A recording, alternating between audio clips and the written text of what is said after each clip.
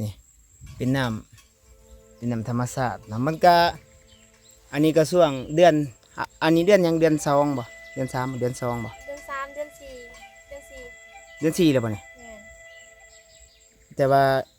น้ำนี่แบบว่ามันบ่ได้บกเลยบ่ตลอดแล้งตลอดฝนเลยใช่เพิ่นถือมาเป้าหลายขนาดซ้ำนี่ได้บ่ประมาณ50คุมประมาณนั้นแหละคุมหนึงน้องใส่ประมาณจักเม็ดจักไหน3-4ไร่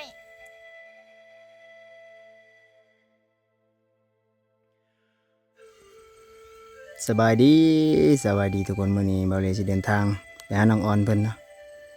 นี่เป็นเส้นทางการเดินทางไปไห้ไปนาทางบ้านน้องเพิ่นไปวันนี้มาคนเดียวคือเก่าขี่รถจักรน้ำมันก็แพง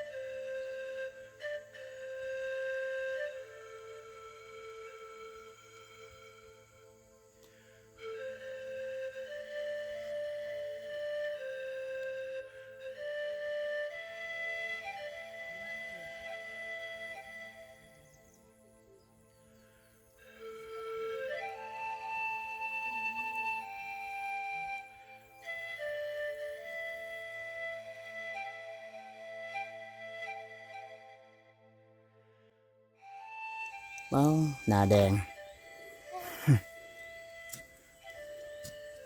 ปลากล้วยอันนี้กล้วยปลูกว่าน้องหรือเป็นกล้วยป่าก ล้วยป่าอืมคือมีต้นกล้วยมันมีแรงน้ำบ่เข็ดนี่ แม่นมีหัวหนำอยู่นี่ย้อนเป็นหัวน้ำแม่นบรรยากาศหน้าเอาบ้านน้องใส่น้ำตามหน้าแบบยามนี้มันบ่มีน้ำน้องไปใส่บ่งนี้วะแม่นมาตักอยู่นี่ถึงน้ำกินบ่แม่นหรือว่าน้ำอาบก็อยู่หันเลย น้ำกินน้ำอาบอยู่บุ่นอืมทีนี้อาศัยแต่กิน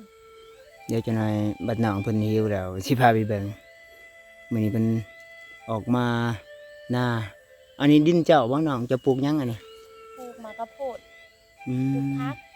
ขาย ปลูกข้าวโพดปลูกผักเนาะแม่น อันนั้นกาแฟบ่ได้ใส่บ่อยู่นี่ ปลูกคือกันแต่มันบ่ได้หอดยามมันอ๋อเขาปลูกกาแฟส่วนหลายเป็นช่วงเดือนห้าเนาะเดือน4เดือน5มื้อนี้มาเบิ่งน้องมันปลูกข้าวโพดพอดีแหละข้าวโพดประมาณจักเดือนมันจังแบบว่าหมาก3 เดือนพอดี 3-4 เดือนเพื่อ FC มาพอดีข้าวโพดพอดีใหญ่ยายน้องออนเพิ่นพามาต้มข้าวโพดอยู่นี่บรรยากาศโอ้คักหลายเบิ่งนี่เดี๋ยวไปอยู่น้องไปเบิ่งอยู่ภูควันอีสังหั่นเนาะเขามาขึ้นตรวจอยู่เขาจูดให้เขา อ๋อเขาจูดแบบว่าเขาสิปลูกอีสังเขาปลูกกาแฟปลูกได้หลายอย่างจนกินข้าวหยา ตามภูนี่เห็นเป็นจุดเป็นสวนเลยเนาะแม่นเป็นสวนแบบก็จะเป็นสวนเขาเป็นสวนกาแฟมีทั้งเขามีทั้งกาแฟทุกคนสวนหมักแดงเขาอืมแม่นบัดสวนน้องเดี๋ยวบ่มีบ่อยู่ทางภูบ่ติ บ่มี มีแต่แถวนี้บ่แม่นม่วนอยู่เลยอ่ะเดี๋ยวปลูกข้าวโพดบ่แล้วเดี๋ยวนี้ปลูกแต่ข้าวโพดบ่ แม่นแล้วอืมปลูกไว้กินไว้ขายแน่ แม่นปลูกมะกะโพดเป็นกระโพดอันนี้เป็นกระโพดพื้นบ้านเฮาบ่หรือเป็นกระโพดแบบซื้อในตลาดเป็นกระโพดพื้นบ้านเฮาอืมพื้นบ้านนี่สิแซ่บเลยเป็นกระโพดข้าวเหนียวอืมม่วนเงียบอีหลีมีแต่เสียงนกเสียงหยังทางนี้ก็เป็นแบบว่าปลากล้วยเย็นเนาะโอ้เย็นคักอีหลี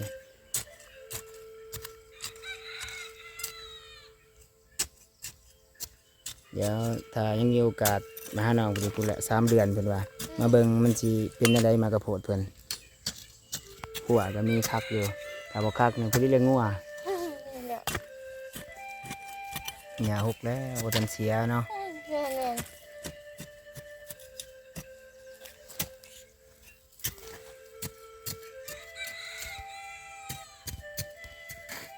อยู่หน้ามีไก่ลายบ่ไก่จ้ะมีไก่เพิ่นนี่ พี่นายอยู่ เป็ดบ่ได้เลี้ยงบ่มีแต่ไก่เหรอ อย่างเฮ็ด อ๋อมีแต่เป็ดทั้งไก่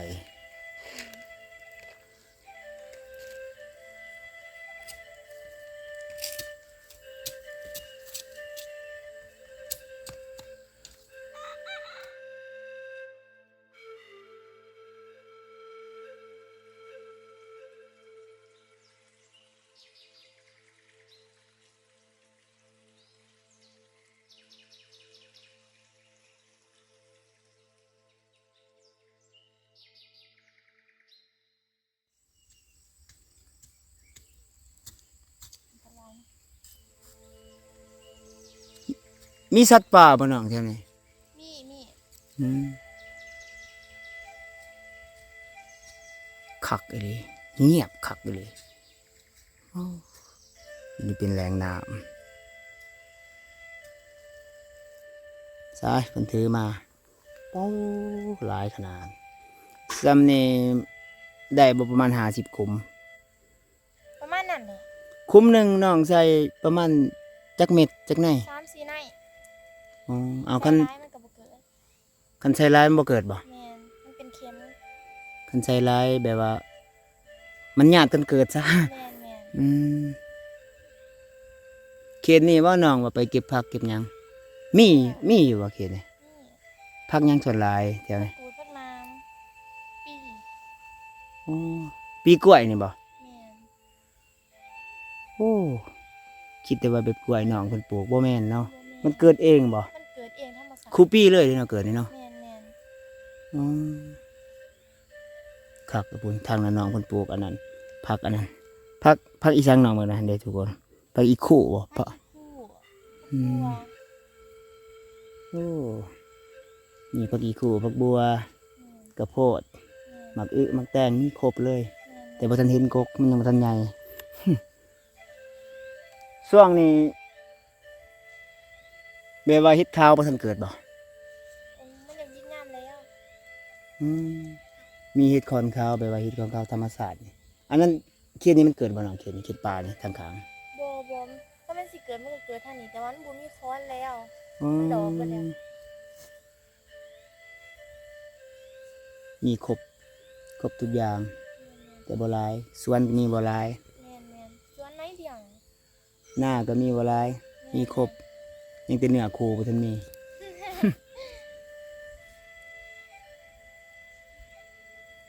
เงียบอีหลีเอาแม่น้องไปไส แล้วต่อขวด อืมไปหัววะ แม่น คือบ่มีไฟฟ้านอนแบบอยู่เถียงนามีบ่มีไฟฟ้าเลย บ่ เอา มี ใส่ไฟหยังบัดเนี่ย ใส่โคมเอา ใส่โคม แม่น อืมมายามสากเขามาสากในบ้านแล้วเนาะ แม่ อ๋อน กลางเว้นไปสานอยู่ในบ้านกลางคืนไปเอาเลิกเวียกมากก็ไปเอา อืมใส่โคมกบเขียดกบบ่หลายบ่เขียดนี่บ่มีบ่มีกัน อยู่ วะ แต่บ่หลาย อืมม่วนนี่ธรรมศาสตร์คักหลายจะอยู่แบบนี้ม่วนบ่หรือว่าอยากเบื่อแน่แล้วบรรยากาศเก่าๆก็อยากเบื่อแล้วเนาะอยากเห็นแบบใหม่แน่ แม่น แต่ว่าส่วนหลายคือทาง FC ทางฝั่งไทยเพิ่นว่าอยู่แบบนี้มันม่วนเป็นแบบวิถีชีวิตเรียบง่ายบ่วุ่นวายมันเงียบมัน แม่น เดี๋ยวให้น้องปลูกข้าวโพดแล้วก็พาไปเบิ่งหมองเพิ่นตักน้ำแล้วก็ใส่น้ำอยู่หมองนี้ยามมาหน้าอุกคักกะเลยว่างั้นเป็นหัวน้ำธรรมชาติบ่ แม่นแล้ว อืม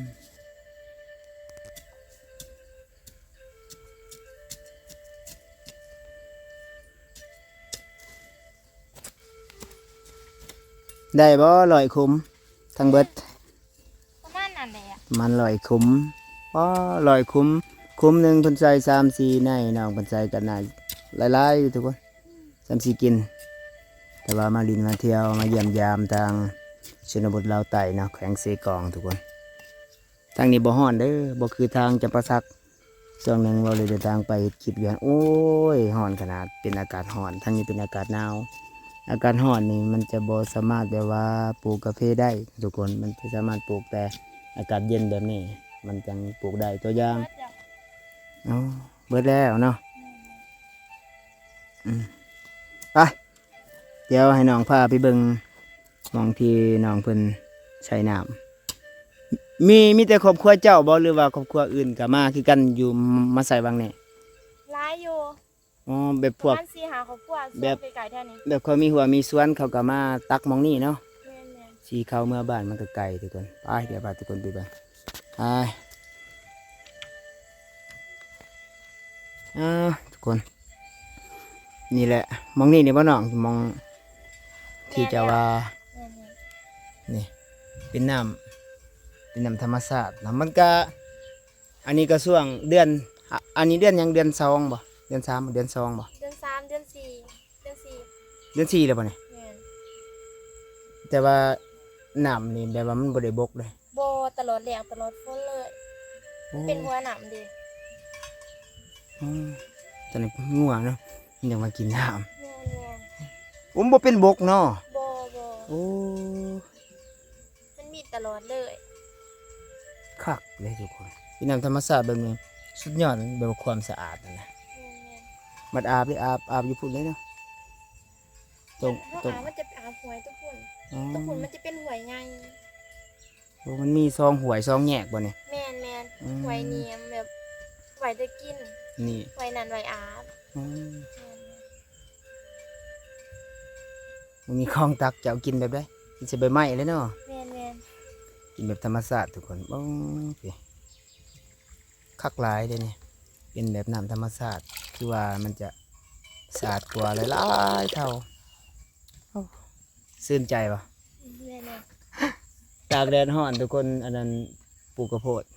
กำลังแล้วได้อยู่ประมาณ100 คุ้ม14มาลินสิท่านอยู่บ่สิบ่เบิดก่อนมาหนองไปขายบางทีมาก่อนตอนกระโพดยังเป็นเบี้ยก็มีคันเคยเจ้าอยากมาลินมาเที่ยวเดี๋ยวพามากินน้ำอยู่นี่เนาะแต่ว่าเขาเจ้าบ่รังเกียจเด้จาก FC เบาเลยเคยกินน้ำออกบ่ออันนี้น้ำออกบ่อเด้อน้ำออกบ่อแบบคือน้องเพิ่นว่ามันบ่เคยบกออกอันนี้ก็ช่วงเดือน4เดือน5แล้วก็ยังมีหลายซั่นนี่คันยามพ้นได้เป็นอะไรสิบ่เต็มบ่ น้องหอดยามฝนแล้วมันเต็ม มันประมาณแค่นี้นะแต่มันไหลลงเลย อ๋อแต่ว่าเขตลุ่มก็เป็นห้วยใหญ่ๆใหญ่ๆลงไปเลยเด้อเนาะ แม่น อืมคักทุกคนไปเมื่อบัดนี้ สบายดีเนาะคักหลายเอาเนาะทุกคนอันนี้เบาเลยกะสิได้จบคลิปไว้ทุกคนกะมาหาน้องออนเพิ่นอยู่ที่แบบว่าหน้าเพิ่นน่ะนะน้องเพิ่นปลูกกระโพดทุกคนกะคือเบาเลยว่าอันแหละวิถีชีวิตเพิ่นกะประมาณนี้อยู่กับครอบครัว7-8 คนเนาะนี่เป็นบรรยากาศหน้าน้องเพิ่นทางนี้เพิ่นปลูกกระโพดปลูกสาลี่หมักแตงทุกคนเนาะแต่อีพีมาลินมาเที่ยวกับมาลินได้เด้ออยู่ทางชนบทเซกองเนาะแขวงเซกองลาวใต้พี่น้องนี่เป็นบอนตักน้ำกินน้องเพิ่นคักกินน้ำบ่อธรรมศาสตร์อันนี้ก็ช่วงเดือน3เดือน4แล้วมันยังบกเลยแต่ว่าเป็นบ่อน้ำหัวน้ำเนาะบริการจะได้จบคลิปไว้กะเอาติดตามให้กำลังใจคือเก่าเนาะกาจะได้กลับกันทุกคนมีโอกาสมีเวลาแต่14อยากคู่เรื่องราววิถีชีวิตของน้องเพิ่มเติมกาสามารถติดต่อได้เด้อทาง Facebook Line WhatsApp หรือกับเบอร์โทรเนาะก็ฝากติดตามรับชมทั้ง2ตัวเลข Channel 2 ลักหรือกับ2-3 ห้องเลขคุณเดินทาง2เนาะทุกคนแฮวกาสิได้เมื่อคือกันทุกคนสิได้จบคลิปไว้สำหรับคลิปนี้ขอกล่าวคำว่า สบายดีไว้พบกันคลิปหน้าเด้อพี่ๆน้องๆ